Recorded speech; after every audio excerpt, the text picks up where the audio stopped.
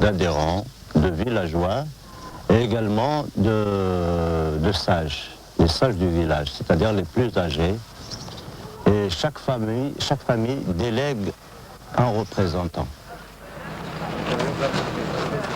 L'assemblée, appelée la Djem'a, régit le quotidien et surtout, elle est gardienne des valeurs traditionnelles. Les coutumes kabyles, telles qu'elles sont pratiquées, ne doivent pas changer. Le foulard, le pagne et la robe doivent être portés par nos femmes. Même si l'armée américaine venait à débarquer, ils ne pourraient pas nous contraindre à modifier nos coutumes. Nous sommes des gens d'honneur, nous avons le véritable sens de l'honneur. La femme kabyle portera toujours sa tenue et personne ne la contraindra à l'abandonner. Le vieux qui porte le burnous, qui égrène son chapelet et s'appuie sur une canne, ne pourra pas être contraint de modifier ses habitudes. Ici, nous n'avons peur de personne, sauf de Dieu. Nos coutumes sont un héritage de nos ancêtres. C'est notre bien, nos valeurs. Nous les enlever, c'est impossible. Il n'y a pas de musulman qui soit plus musulman qu'un habitant de ce village. Parce que dans ce village, il y a 50 ans, tous nos parents étaient déjà musulmans. Nous avons 2 mosquées qui sont fréquentées de manière assidue. Les gens prient aussi chez eux, font le ramadan. L'islam en Kabylie est mieux pratiqué que dans n'importe quel pays arabe. Il y a d'ailleurs plus de mosquées en Kabylie qu'ailleurs.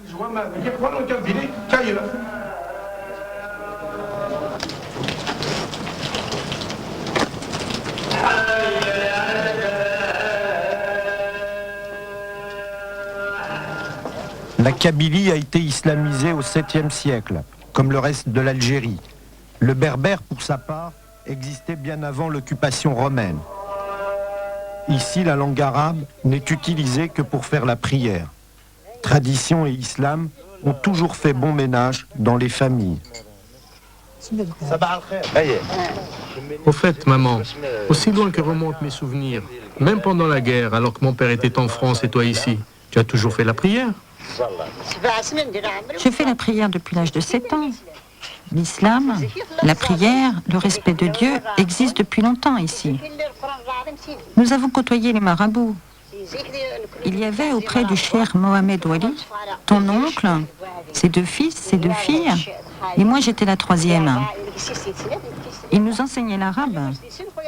Nous n'avons appris cette langue que pour pouvoir faire la prière. Par la suite, il a cessé de nous apprendre l'arabe, mais il nous a quand même prévenu que quiconque arrêterait de prier serait maudit.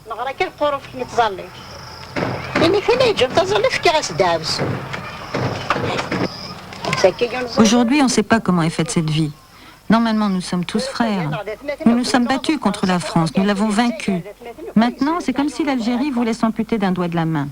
La Kabylie est musulmane, nous sommes tous frères, et aucun d'entre nous ne doit trahir l'autre.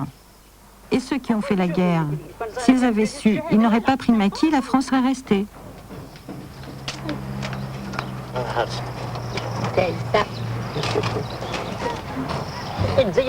L'Algérie, tout le peuple a participé à sa libération.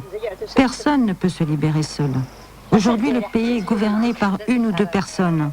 Les vieux, les vieilles, eux aussi ont combattu. C'est grâce aux femmes que l'Algérie est libre.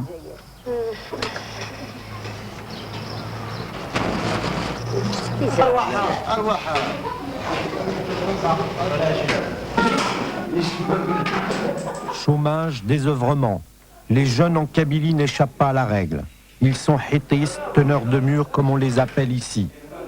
Ils tuent l'ennui comme ils le peuvent. Beaucoup de ces jeunes se sont laissés séduire par le discours du fils qui promet travail, logement et bien-être.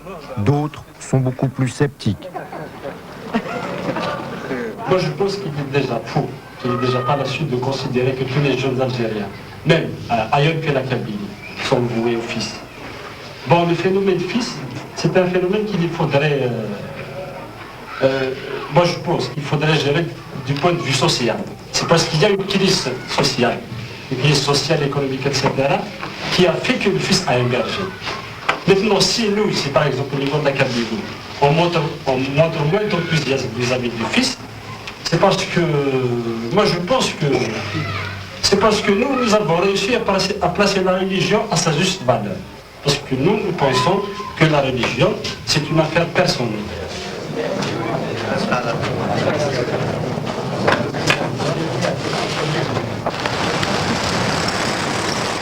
Tout Algérien, sincèrement, il veut sauver ce pays, c'est ne pas mélanger la religion et la politique. Parce qu'en politique, tu m'insultes, je t'insulte, on peut s'arranger, trouver un point commun, on peut s'arranger, prendre une tasse de thé ensemble.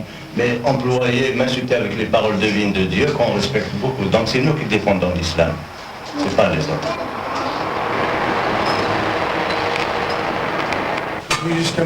Pour l'instant, Dieu merci, il ne s'est rien passé dans notre village.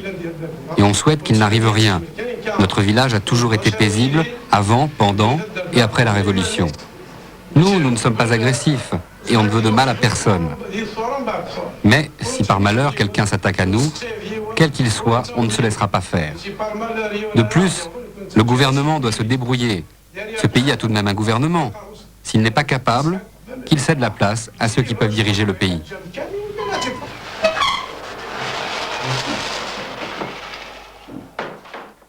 Alors, autre région berbère où le vote a été un peu particulier.